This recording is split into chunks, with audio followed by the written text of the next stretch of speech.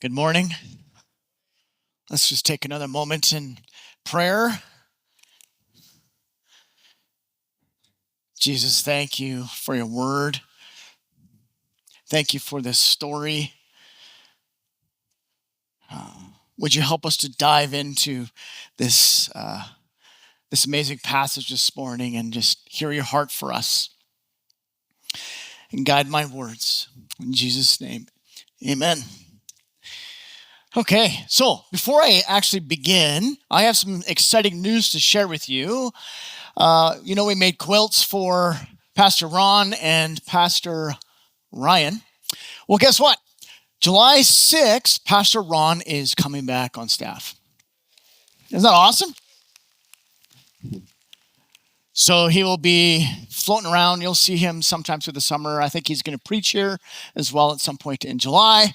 But thank you, Jesus, that Ron is able to come back. So be praying for him and Maria as they make that adjustment back into Rock Point. So that's would be amazing. Okay. How many of you have seen the movie The Lion King? Come on. Yes. If you have not, bad news. Okay. That is one of my favorite movies of all time. I'm a movie guy. I love movies. And The Lion King is like number 1 or 2 all time for me. Anyway, it is phenomenal. There's so many great moments in that movie. Many that stand out. But one that I'm talking about in particular here is what happens to Simba, who's the cub of the great King Mufasa. But what happens to Simba after the death of his father, Mufasa? See, Simba was next in line to be the great king of the jungle, you may recall. But after everything that happened, Mufasa died, Simba was overwhelmed by the realization that his own choices had contributed to the chaos around him. Do you remember what Simba did? What did he do? He ran, right? Simba ran away. Simba ran off, hid himself. He left behind the life that he was created for, and he went into hiding. Now, it wasn't like he was living the worst life possible. He wasn't out there destroying his life. He met Timon and Pumbaa. Remember those two guys? Right? And he sang the song Hakuna Matata, which means what? No worries, right? Jesus said the same thing. No worries. Anyway, here was the problem. Simba was a long way off from where he was supposed to be, and he was a long way off from who he was supposed to be. And in running away, he abandoned a world and a purpose that he was created for and to be created to be a part of. You know, I've been in ministry for a long time, and I can't tell you how many times that I've seen this play out in the lives of so many people. Like people who have been walking with God for a long time, or even a short period of time. They're growing with Him, and then something tragic happens in their life, or through different circumstances that happen in their life, they decide to run. Now, maybe not physically run away, though that has been possible, but their heart suddenly took a left turn, and they ran away in their heart. And what happens? They slowly become further and further away from home, further away from where they're supposed to be, further away from who they're supposed to be. Can anyone in here identify with that? Thanks, Paul. There's a few honest people in here. No, you're all honest. I get it. We can identify with that. After an evangelism event that a friend of mine and I did a while ago, we went out late. It was, 10, 11 at night, and Airdrie, almost everything's closed at 7. So we found this restaurant, and him and I decided to go sit on the bar side and just have some food and some drinks. And while we were there, we started talking to a guy who was at the bar, and he just started asking us, What do you guys do? And I said, well, I teach people how to hear the voice of God. And he's like, oh, I totally used to be a Christian. I attended church all the time. I was going to all the events. And then all of a sudden, he just kind of stopped in his tracks. His head bowed low. He was in a drunken stupor. And he looked down at himself. And though he didn't say, it was like he said, what happened to me? What happened to me? He had a hard time looking up at my friend and I from that moment on, and you could just see the shame just dripping off of him for whatever reasons. I remember making huge promises at youth retreats, okay? Any youth in here been on a retreat, okay? We make huge promises, and they're authentic. I will never sin again, right? I am going to go home, and I'm going to tell everybody about Jesus at my high school. Everybody. You're on this emotional high, spiritual high, and it's real and authentic. And then you get home, and a few weeks later, you start messing up again and crushed by shame all over again. And I wouldn't tell anybody about Jesus.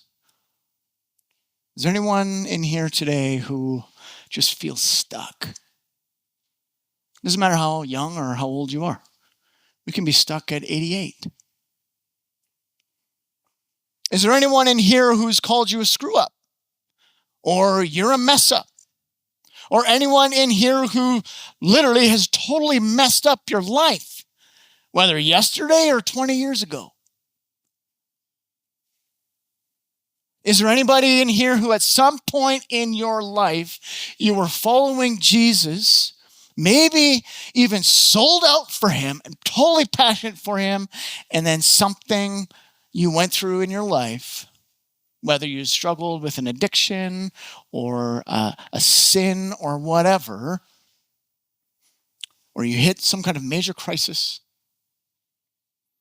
and you're filled with pain and shame and hurt and loss, and it's derailed you and your purpose. And you feel kind of lost. You feel aimless. You feel stuck. You've put on a mask, perhaps, and you wear it really well. And your head is down in shame for the failures and mistakes that you've made. And your soul is just an achy mess. Maybe you look great on the outside and you really wear great shoes. But your soul is a mess. Maybe you feel like you failed and you've just made a mess of everything. How could God use someone like me? I'm messed up big time. I'm going to tell you, you're not alone. That's good news. There's better news coming, but you're not alone. And we're going to look at the life of someone in the Bible today who messed up pretty bad and was heading for a life of stuckness and futility, full of shame from what he did, from someone who had a massive call and destiny on his life. But two of the greatest words put together, but God. But God. And I want to tell you that today is a good day for every single one of you here in this house. It's a good day. Why? Because Jesus lives. Are you awake? Jesus lives. Yes, and he's good. Always. And I want to share with you that today he's inviting you, yes, the marginalized, the messed up ones, the one who thinks I failed beyond repair. He's inviting you closer to him right now. See, Jesus is in the business of not only restoring you, but fully restoring you. Jesus isn't just about bringing some restoration. No. He's the God who fully restores his people. Fully restores. He doesn't just partially transform you, he fully transforms you. Because he's the all-sufficient Christ. This is who he is. Praise God. And so we're going to jump into an astounding passage that we've already read that offers incredible hope for the hopeless. It offers warmth to your heart. If your heart is currently on the run, it doesn't mean your whole heart is. You could have 5% of your heart that's on the run from Jesus. Today is for you. This passage is for you. So lean in and listen to how Jesus is really coming after you today. If you're carrying the weight of shame this morning because of your failures or the places that you've just messed up, hear this. One touch from Jesus can completely change the direction of your life. If you'll open up your heart right now, all of it, not 99.5%, but all of it, he can rewrite what you thought was your story. He can rewrite that. And so just pause, make room. We've already been singing that. We're going to sing it again. Make room for him and let him in. Let him in. So before we jump into this passage, let me give you a little bit of context about Peter, okay? For the Spanish-speaking people, all right?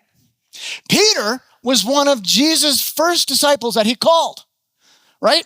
Peter was passionate, he was zealous, he was bold, he struggled with foot and mouth disease, right? Not literally, okay, figuratively. He was impulsive, and he often spoke before he thought. I struggle with that too, right? You don't need to agree to that. This guy was all heart.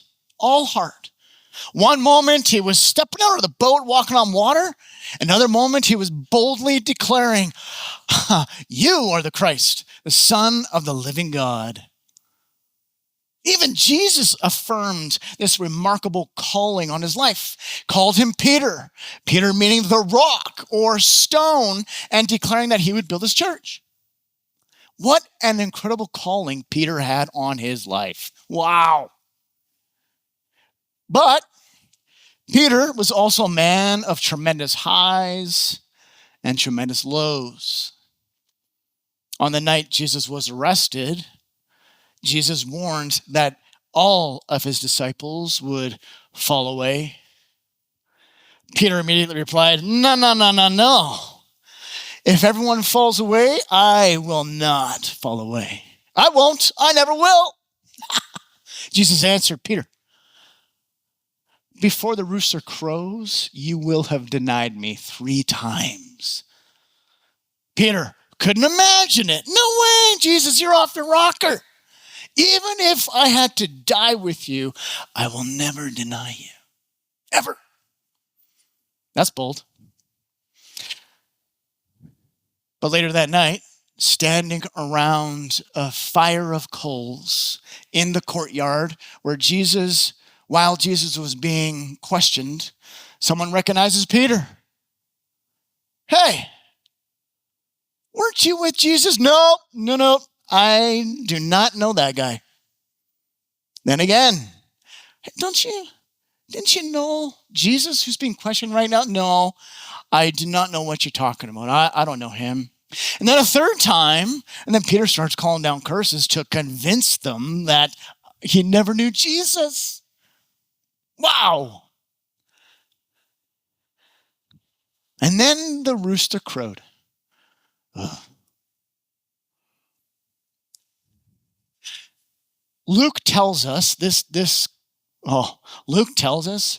that at that very moment the rooster crowed and Peter had just denied Jesus 3 times, Jesus turned and looked directly at Peter's eyes. Oh, can you imagine that? Think about it. Wow, what a moment. And Peter remembered Jesus' words and he ran outside the courtyard and wept bitterly.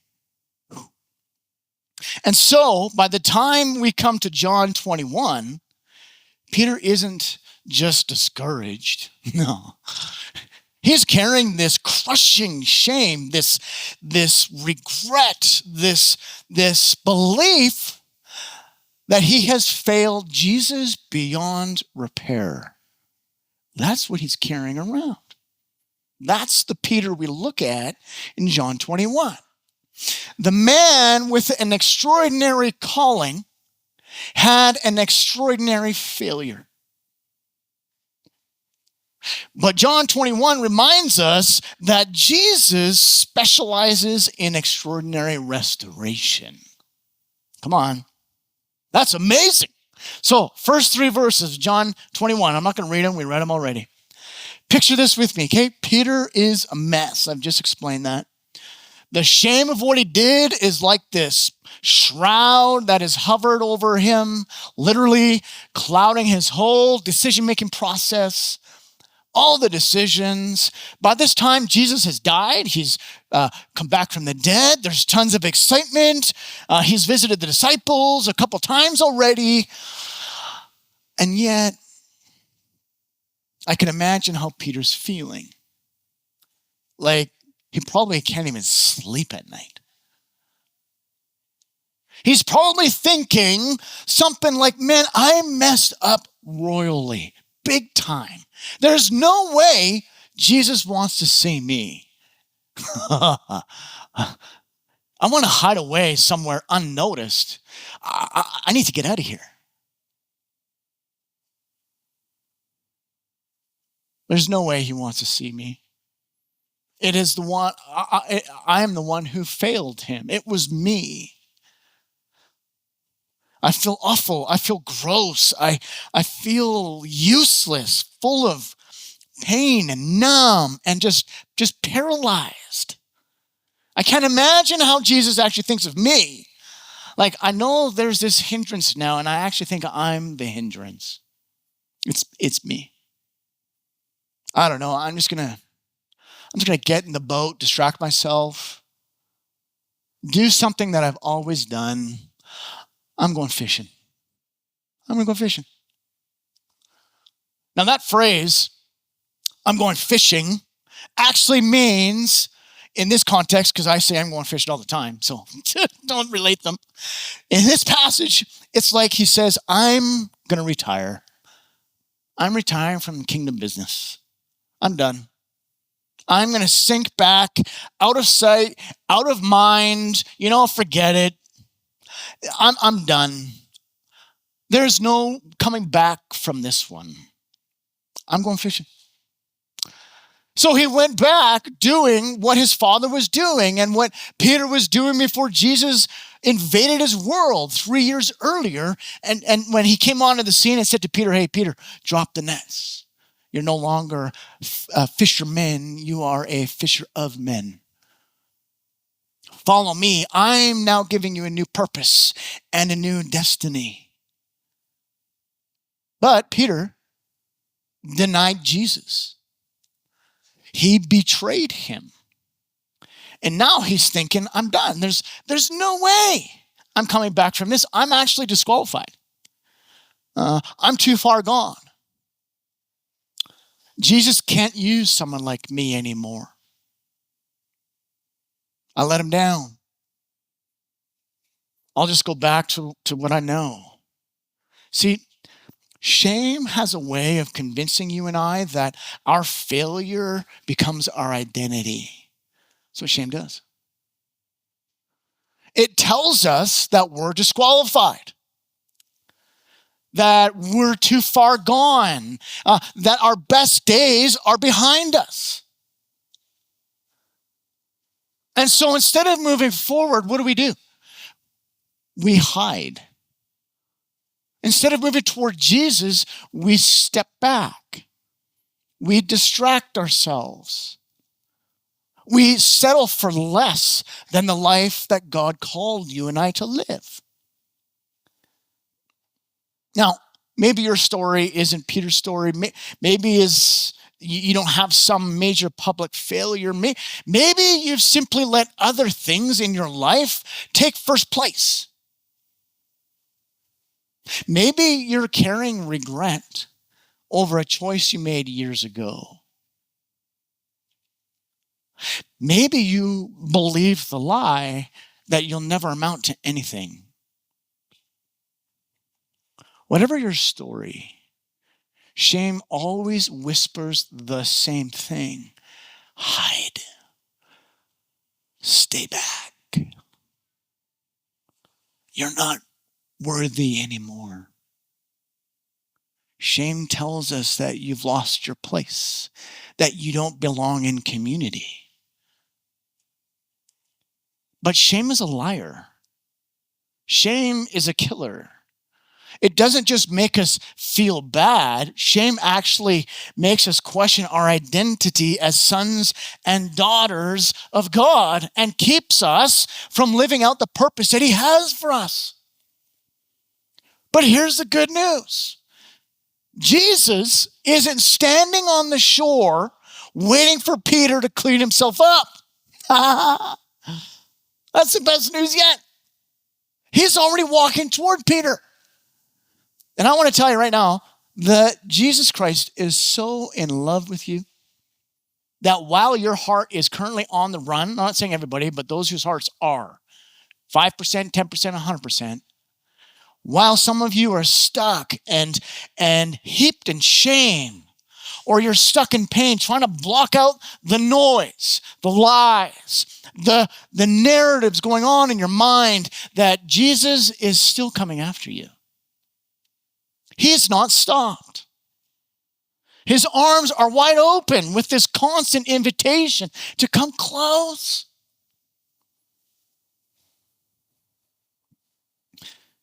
The end of verse 3. This is hilarious. They went out that night. What happened? They caught nothing. These professional fishermen. I'm going back to fishing. They caught nothing all night. Nothing. Can you begin to see the divine setup happening here? Yeah. They caught nothing. Now, don't think for a second that Jesus is actually going to let you go. Sure feels like it sometimes. But it's actually us that lets go, not Him. Okay? There's no way He's letting these disciples go off into the sea of aimlessness and become people they're not supposed to be. He's calling them back. And there's no way He's letting you go either. You think He's going to let go of you because you messed up? No. You think He's going to let go of you because of some lies that you're believing about yourself? No. You think He looks at you and He says, disqualified? Never. You are somebody who's been made in His own image. You carry the DNA of God. He's always running after you, inviting you closer. There's no way around it. If you need proof, read John or Luke 15. I'm not going to get into that, but it's right there. Now, some may say, well, Jesus is going to let them go until they hit rock bottom. Seriously? You think that's the heart of Jesus? No. Would you do that with your kids? You better not. See, look, the reason so many people actually hit rock bottom in their life is because their own pride has not yet yielded to the constant invitation of Jesus to enter back into relationship with Him that was never taken away in the first place. Again, His arms are wide open. Well, how do I know He's coming after me? You'll be out catching fish, and you're not going to catch anything. You won't catch anything. Life might get complicated for you and more stressful. And if this is you, it's possible that the way you're living right now isn't working for you. There's a better way. Let Him in, because He's coming after you. Pay attention to the great complexity of feeling, of what's ever going on in your heart that feels completely out of alignment with Jesus. Pay attention to that, because that is a divine setup and invitation to connect with His heart again. Pay attention to that. So watch what happens here in verse 4 through 8. We see Jesus standing on the shore. Notice who takes initiative. Peter isn't looking for Jesus. He's not. Jesus is looking for Peter. He's coming after him. And so Jesus calls out, "Hey friends, have you caught any fish?" "No." "Throw your net on the other side." They do, and what happens? Suddenly, they catch 153 fish, overflowing. Now, don't miss what's actually happening here. This is wild. See, this isn't just another fishing miracle. It's the very same kind of miracle that marked the day Jesus first called Peter to follow him. Wow. Jesus is intentionally recreating Peter's calling. Think about how intentional Jesus is. Years earlier, 3 years, when Jesus first called Peter, he found him in the same place. Where was he? On a boat with empty nets, frustrated and exhausted. What happened? Jesus filled the nets. Said, "Peter, oh, no. You're not going to be a fisherman anymore. I'm calling you to be a fisher of men." Now, after Peter's greatest failure, where does Jesus find him? The same place. Back on a boat with empty nets. Trying to go back to the life that he had before Jesus called him. So Jesus recreates the moment. It's as though Jesus is saying to Peter, "I want you to see something, Peter, that your failure did not erase my calling.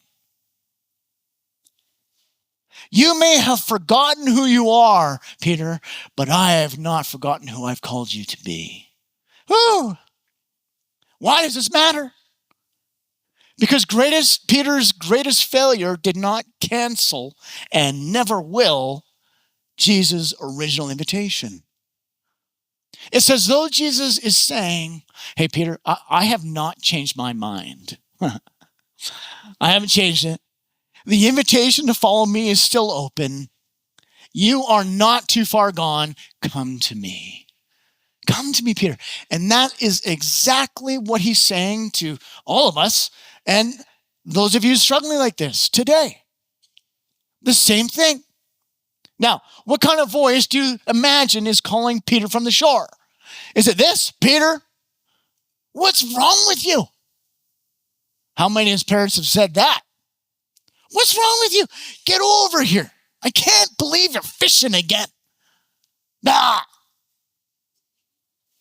Now, some of us hear God speak to us that way, thinking it's him, because that's how you and I have been spoken to in the past.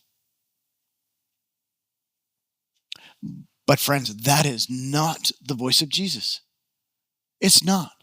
Jesus didn't shame Peter back into relationship. He draws him back with kindness. His arms are still open to Peter. His invitation has never been withdrawn. And by recreating Peter's original calling, Jesus is reminding him that although Peter's failure changed how Peter saw himself, it never changed how Jesus saw Peter. Praise God. I mess up every day. Wow. But as we know, Jesus is not finished. See, Jesus knows that before Peter can move forward in his calling, he has to be healed from the deepest wound in his heart. This is where it gets real. So, Peter comes ashore with the other disciples, and we see what happens in verse 9 through 14. Once again, Jesus recreates a scene that Peter cannot ignore. Ugh. So Jesus invites the disciples to breakfast. Another invitation to come close. But this time, there is a charcoal fire waiting for them. Now, here's something astounding. That phrase, fire of burning coals, is used only twice in the entire New Testament. Can you guess where? Here, verse 9 of John 21, and in the courtyard where Peter warmed his hands while denying Jesus 3 times. That's incredible. Can you imagine what Peter felt the moment he saw that fire at the shore? Oh, what a trigger. Triggered. In an instant, his mind, how do I know this? Because we're humans and this is what happens with triggers. It goes back to the courtyard. The shame, the regret, the sound of the rooster, the look in Jesus' eyes. His greatest failure came flooding back at the shoreline. Maybe Peter was thinking, oh, why, Jesus? Why bring me back here? Why make me relive the worst moment of my life? Let me try and step into Peter's sandals for a moment here and role play him a bit with what I think was going through his mind. After breakfast, I wandered over to the nets. Jesus comes and approaches me. He says, man, those nets are a mess. Hey, Peter. He says, yeah, they're pretty beat up. Yeah, they've taken a beating, haven't they, Peter? He says, yeah. But they'll be restored, Peter. They'll be like new. And for the first time since I denied Jesus, I lifted my eyes and looked into his eyes, and then it hit me. He wasn't talking about the nets. He was talking about my heart. Jesus didn't bring me back to condemn me. He brought me back because my greatest failure hasn't changed my original call. And then Jesus looked at Peter. Peter, do you love me more than these? Yes, Lord, I love you. Take care of my lambs. Peter, do you love me? Yes, of course I love you. Take care of my sheep. You know all things. A third time, Peter, do you love me? Oh, why did he ask me that again? You know that I love you, Jesus. Why is Jesus doing this? Why the charcoal fire? Why create the most painful moment of Peter's life? Is that not cruel? Is that not mean? No, not at all. See, Jesus isn't taking Peter back to shame him. That's what the devil wants you to know. That's not true. He's taken Peter back to heal him. He's saying, Peter, if your greatest failure remains the defining moment of your life, you will spend the rest of your days looking backward instead of forward. That's what will happen. You, Peter, will measure yourself by your worst moment instead of measuring yourself by my love for you. That's what shame does. It convinces us that our failure is our identity, like I've said. It keeps us looking at yesterday. It keeps us looking behind instead of moving toward tomorrow, toward Jesus. So, Jesus lovingly brings Peter back to the place of his deepest wound. Not to reopen it, but to heal it. Because until Jesus becomes Peter's new reference point, the sound of every rooster will keep reminding him of who he used to be instead of who Jesus says he is.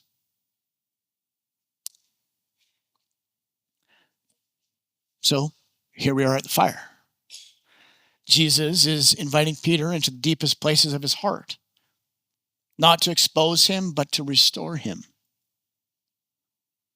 He's removing the old reference points of failure, shame, rejection, pain, and replacing it with this new reference point of his love, unconditional love, with his grace, his identity, his calling.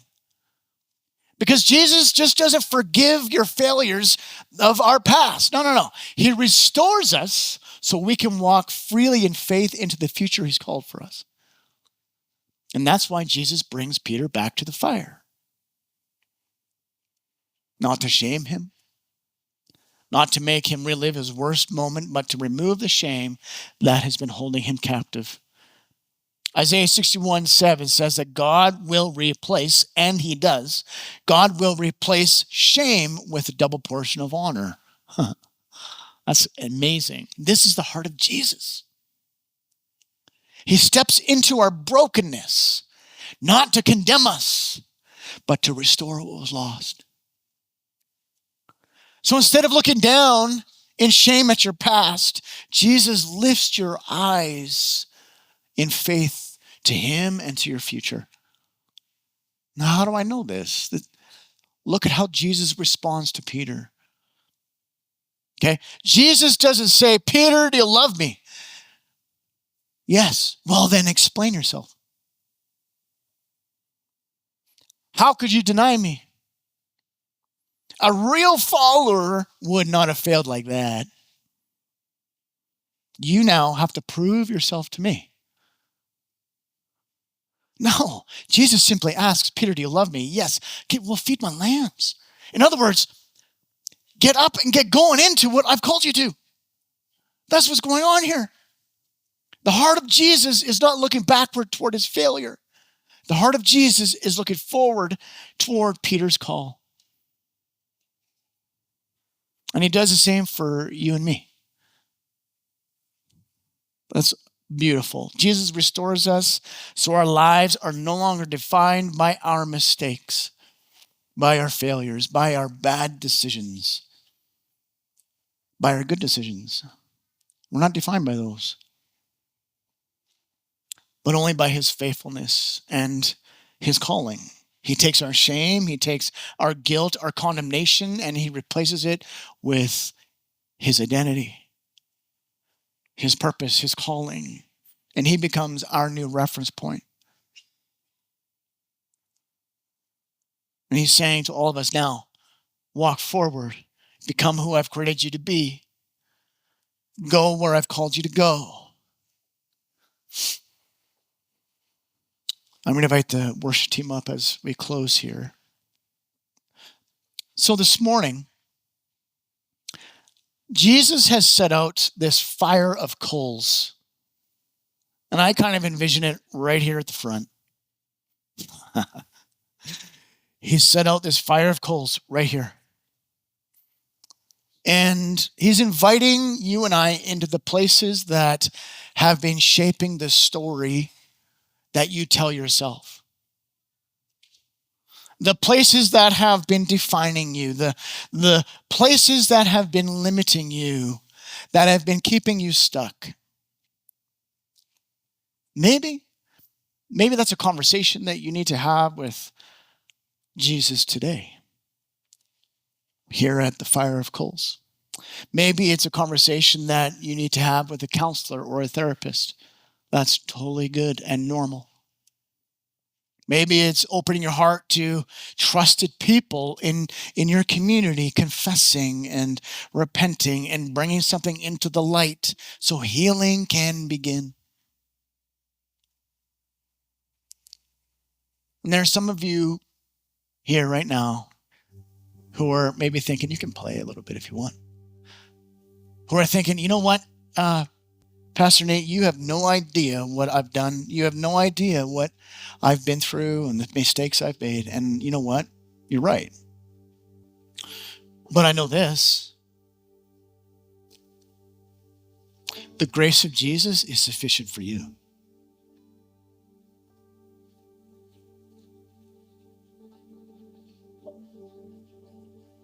He doesn't dismiss your sin. He doesn't minimize your failure. He paid for it.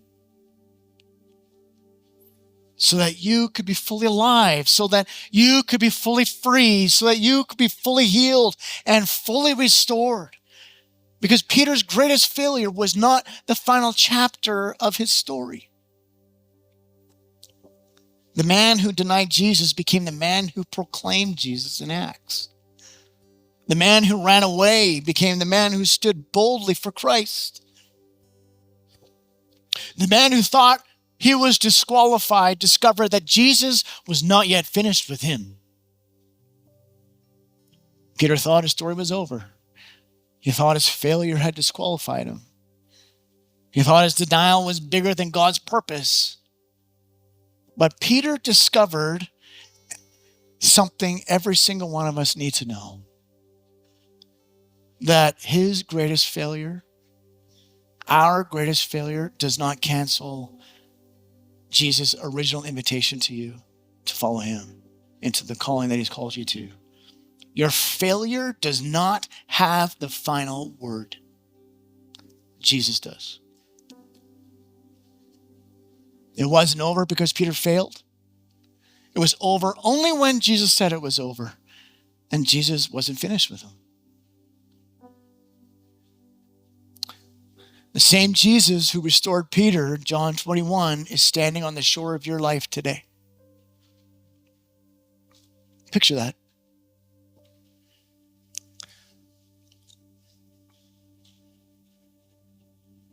The question is not, have you failed? The question is, will you let Jesus meet you at the fire? Can you picture it? This charcoal fire, Jesus waiting for you. Breakfast is prepared.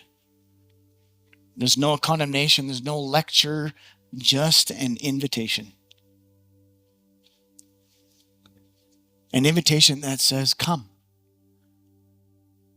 It says invitation to you today. Come. Don't run. Don't hide anymore. Come to the fire. Meet with Jesus. Let him restore what shame has stolen from you. And make room for him, for what only he can do in your life. So we're going to move into the song. And this is a moment to respond to Jesus in any way that you feel compelled. I can see these barrels of fire right here. Maybe there's one right in front of your seat. There's this invitation. If you need to come forward, come forward. There's no shame in coming forward. That's brave. So we're going to move through the song, and I just want you to receive from Jesus, lay at his feet, have a conversation at the fire with him. Where has shame been holding you back? And then let him heal you, restore you as a step one into what your future holds for you. So let's do that.